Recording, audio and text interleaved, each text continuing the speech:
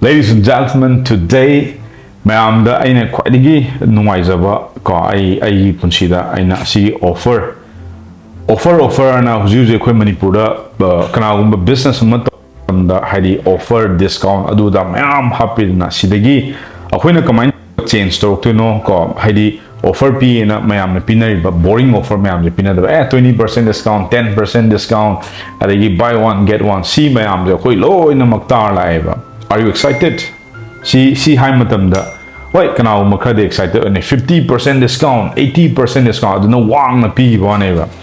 10% discount, 15% discount, 20% discount. One buy one get one. See tiny da gi akhui chanabi me ama masumba offer gi magi haidi some tiny tar edana do sigi offer sida mo aina mo kidang semdo ogana aina sigi sigi offer stacks aina kanali to mukige hamton. I learned this from my mentor Russell Brunson ko ado karigumba nangna market ta product ama yonge na haiba matamda, which is very important. Nangi piece of sumba phone tang yon ganova ko phone jida ai sigi phone je lear matungda kai fangi. Let's say phone lay matamda phone gi over jadum da karo idana ko adagi phone ni makada mai sigi scratch ke ga tawdana ba magi cover sigi card hai ta na si card ama ko adumaina sigumba chana ba myam je hapsalak ta gadi ko nangi product to dukimtik wang khani ba aduga anagumba kharandi harmony as price am tangi nangi je price am hongi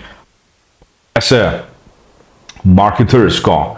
I know I'm speaking to entrepreneurs. There is that in a hajado shigano. Nang na kayumba market product or services ama yonge ha matamda why important or nangi offer nigo. Kayumba nangi offers na boring yam suroktar ba boring yam suroktar nangi front laigadawa product or services or mi chang pada dukimatik wani ko samna the retail store do shanu adagi nang online gi business store o shanu aduda the most important thing aina hanjan dan haije offer is the most important thing in order to capture customer attention.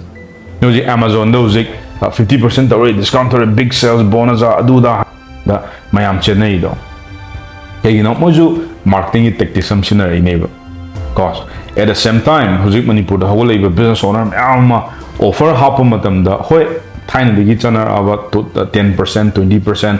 Adigi not only that, akhoigi buy one get one adusu pay buko. Adu digi handok patokna moham seba. Kana gumba amana product or services like as a mio amna like matam da magi outcomes, magi feelings, magi desire ko. Nang piriba nangi product or services na adu na kari pi edo hana yen kaniba. Nang drill am lay matam the drill duna ko kari to do as a wall the hut naba ko adugi result do khang ka na drill le kaniba lay ro draw.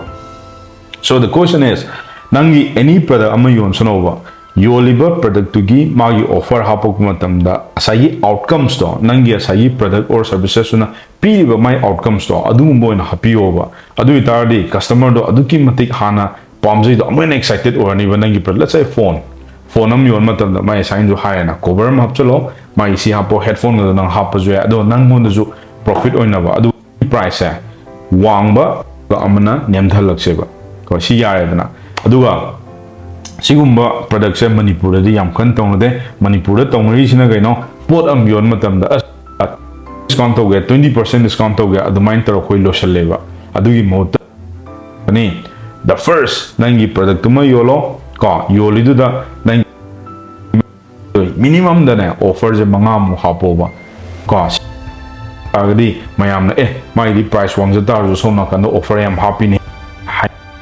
So the question is, what are you waiting for?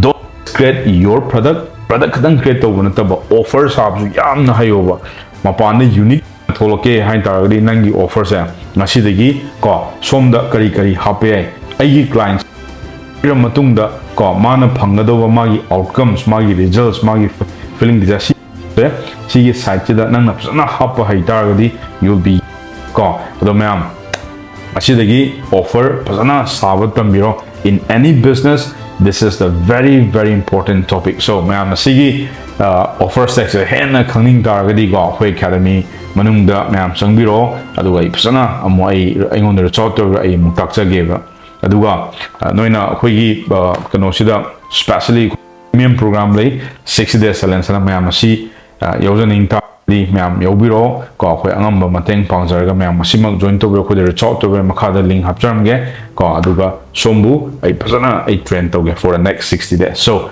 thank you everyone for watching this video, and I'll see you in the next video. Take care guys. Bye bye.